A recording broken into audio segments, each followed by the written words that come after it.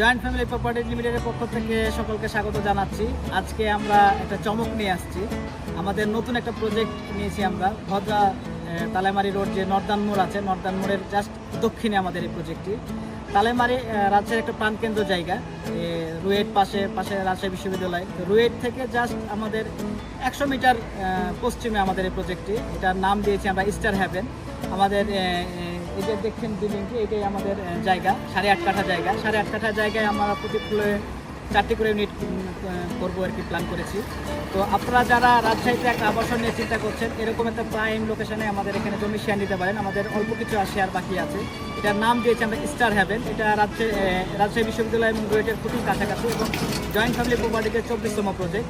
সকলকে স্বাগত জানাচ্ছি আমাদের স্টার হ্যাভেন।